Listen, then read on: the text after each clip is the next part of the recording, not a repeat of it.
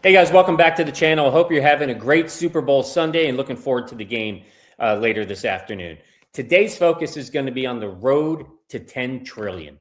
And we're going to discuss the question, is Nvidia actually undervalued in today's market? And that may sound crazy, particularly when we look at the current performance. When you see Nvidia has a $4.5 trillion market cap, and they're driving over $50 billion in revenue every quarter. But there are many that feel the stock is too expensive. The question is, if it's too expensive, why are hedge funds continuing to gobble up and add Nvidia to their portfolios? And many of those hedge funds and many of the key analysts are currently saying in February 2026 that Nvidia may in fact be undervalued. So we're going to jump in and we're going to talk about three factors in my mind that I think could make the case, and you can answer the question at the end in your comments. But one, we're going to talk about the valuation paradox that we see in the market. We're going to talk about the China issue that's impacting Nvidia today. And then we're going to talk about what Jensen Huang likes to call the third wave of AI, which is physical AI, and what impact that could have on the valuation of Nvidia as a whole. But before we jump into those, hit a like to the video, subscribe to the channel if you haven't already. I appreciate your time. I appreciate you watching the content. So let's jump in and first take a look at the valuation paradox, as I like to call it. We're going to take a look at three different metrics, but first I want to ground ourselves. I want to look at the PEG ratio. So price and earnings divided by growth. It gives a view of the price today measured against future growth, and anything below a 1 in the PEG ratio demonstrates that the growth prospects for a company outweighs the current price. So let's keep that in mind. I'm going to show you two different metrics for PEG. We're going to take a look at the 5-year expected, so future earnings, and we're going to also look at the trailing 12 months, which was, again, actual earnings that happened over the last 12 months. So first, let's jump in. Let's take a look at Yahoo Finance. Yahoo Finance has a 5-year expected PEG ratio. You can see in the first column under the header of current, they have it for Nvidia at 0.7. You can see where they were if you scroll to the right all the way out to 2024. So 0.7 significantly demonstrates a undervalued company for at least the 5-year earning that we expect moving forward. And then when we look at the trailing 12 months from Zacks has it up at a 0.92. So still under that 1 benchmark. And especially when you can compare it to the semiconductor industry, the average of a 2.02. So we can see that if you look at both the trailing 12 months and the 5-year going forward, that the stock right now with a PEG ratio under that 1, essentially around an average of 0.8, that we're able to buy this stock and pay a discount for future growth compared to some of the other slower tech rivals when you compare it to the average. I also want to discuss the trailing PE versus the forward PE. Now, critics and analysts will often look at trailing PE as a metric for an organization, which looks backwards, as you know, at the performance of the company. And the challenge with Nvidia is the revenue has been growing at a 60% year-over-year rate. So it's often hard to look back and project that out forward. So we will use the forward PE instead. And when you look at forward PE, right now, Nvidia is estimated anywhere between 25 to 27x from a forward perspective. And for a chip company that dominates 90% of the AI chip market, a forward multiple in the 20s is considered cheap. And particularly if you consider like where we were, if we look back to the tech bubble and companies that were dominating in that space, often they had multiples of 100x. So being in the 20s right now is another marker that Nvidia may in fact be undervalued. And then the last piece I want to add in this valuation is just looking at the current estimates or the market sentiment of where the stock should be. And sentiment right now is that it's trading at a discount. We take a look at the current stock price, which is 185. We know we had a bid in the 70s last week, and many of you guys on the channel mentioned you were able to jump in that 170, low 170s mark. Great for you. But at 185, that is still significantly below the average median target for this stock, which is 250 to 262. So that would represent a significant upside from where we are today. And so when you factor in those three valuation points, plus the fact that Nvidia dominates 90%, that 90% of their business is in the data centers, and they dominate that space with 50 billion per quarter. We're talking about a company that has become the central bank of the AI economy. So, Gren, that's the first case. Are they undervalued when we look at valuation perspective? Now we're going to jump over and talk about the China issue, because we know that has had an impact on the stock for sure, with some of the geopolitical tensions that we saw between the US and Beijing. And it's not been smooth sailing for Nvidia.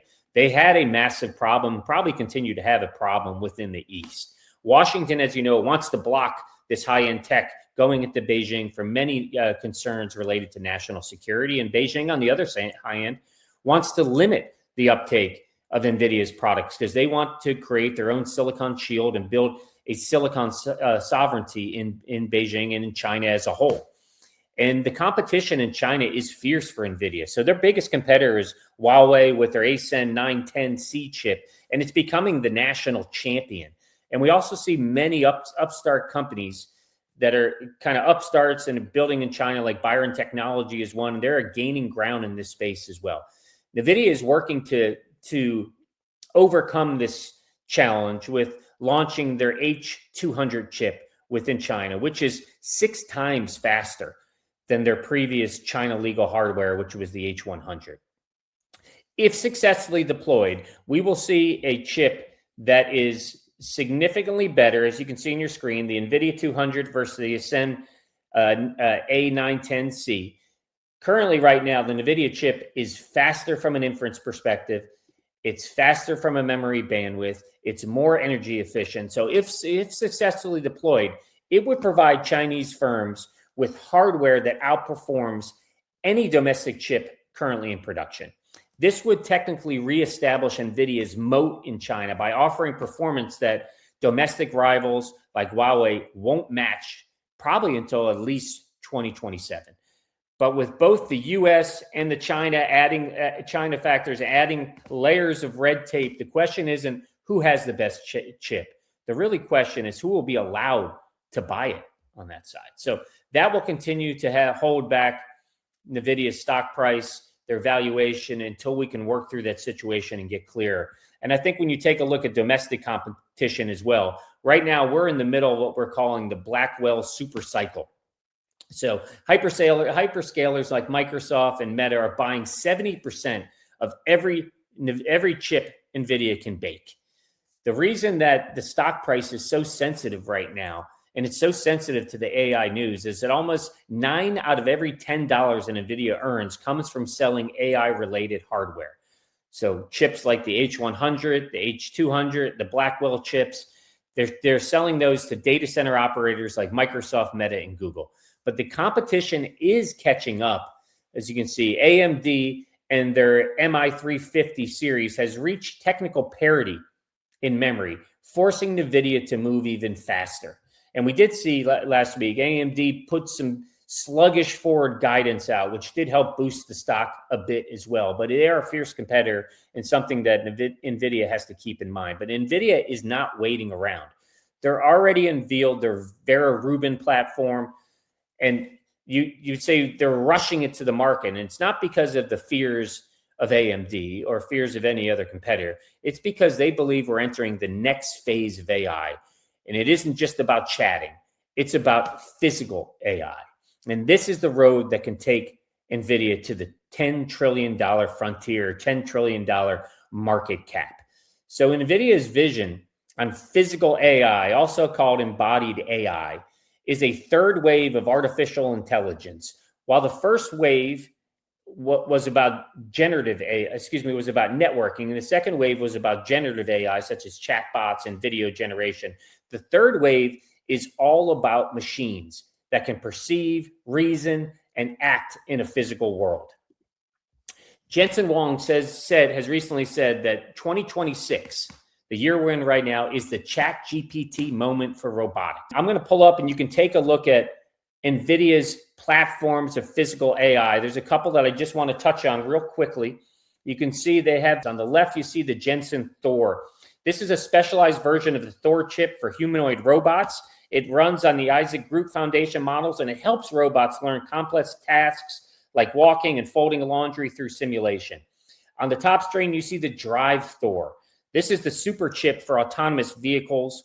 that Nvidia launched or showed at CES this year, and they introduced the Alpamayo, a new vision language action model that allows cars to reason through complex traffic scenarios rather than just matching patterns. And then lastly, on the bottom, you see the Omniverse. This is a operating system for physical AI that allows companies to create a digital twins for factories to train their robots in the virtual world before they ever touch the floor, saving billions in trial and error for the company. So Nvidia right now, by analysts project by 2030, physical AI could represent 25% of Nvidia's revenue. And if the data center segment was Nvidia's $4 trillion catalyst, physical AI is believed is the engine that analysts believe could push the company towards a $10 trillion valuation by 2030. So here's the question that I have for all of you. After I've gone through the case of the paradox, the China issue, and the physical AI and the opportunities for Nvidia there, is Nvidia today undervalued at a stock price of 185? I would say if we believe that the AI revolution ends with chatbots, maybe it's not undervalued. Maybe it's valued appropriately and all the price is built into the stock. But if we believe that we're entering a decade where physical objects become intelligent, and that 4.5 trillion cap that we see today might just be the floor. But let me know, what do you think? Drop a comment below. Is the Rubin chip enough to keep Nvidia ahead of AMD and Huawei? Do you think that the transformation to the third wave of AI, or the physical AI, will drive Nvidia's market cap to $10 trillion overall? Let me know your thoughts below. Drop them in. And thanks for watching the video. I hope you guys have a great weekend. Take care. Talk to you soon.